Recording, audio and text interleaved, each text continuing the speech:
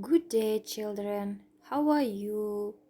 Қайырлы күн, балалар. Қалдарың қалай?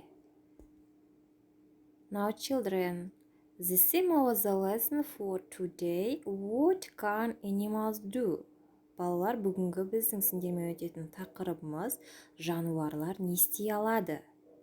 What can animals do?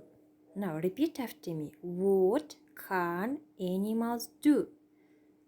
What can animals do? Жануарлар не істей алады? Біз өткен тақырыпта білеміз, я балалар, can істей алады, cannot істей алмайды дегенді өттік. Олай болса, сол біздегі модальды етістікті есімізге түсірейік. Can істей алады, cannot істей алмайды.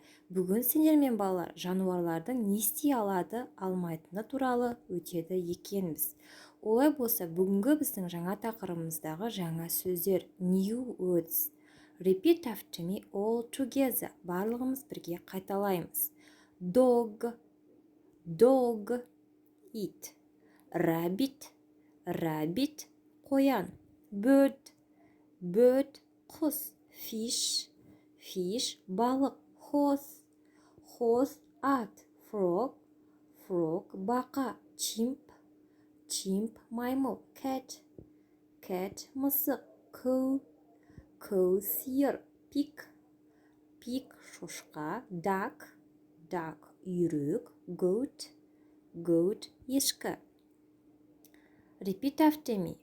Қайталаймыз. Dog, rabbit, bird, fish, horse, frog, chimp, cat, cow, pig, duck, goat. Okay, now children, you are right in your copybook. In your copybook, write new words. Дәптерлеріңе жаңа сөздерді жазып аламыз. Жарай ма? Окей. Next.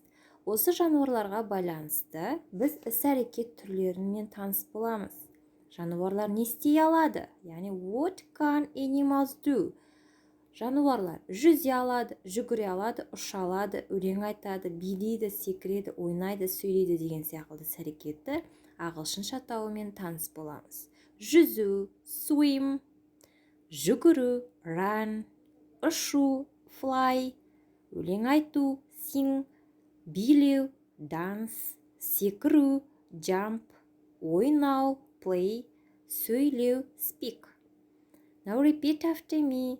Қайталаймыз менімен бірге. Swim, run, fly, sing, dance, jump, play, speak.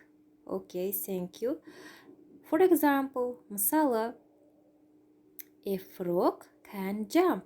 Бақа секіре алады. A bird can fly. Құс ұша алады. Дұрыс па іс-әрекет? Дұрыс. A frog can jump. Бақа секіре алады. Солай ма, секіре ала ма балалар? Я. Окей. A bird can fly. Құс ұша алады. Ұша ала ма құс? Yes, ұша алады. Fly, yes. Окей. Task 1. Тапсырма 1. Яғни сендер не істейсіңдер балалар? Суретте сендерде жануарлар көрсетілген. Мысалы, бірінші сурет.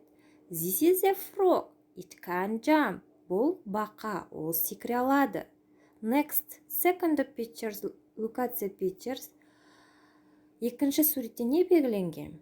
Chimp, яғни маймыл. Маймыл не істейді бізде? Жүгіреді, солай ма?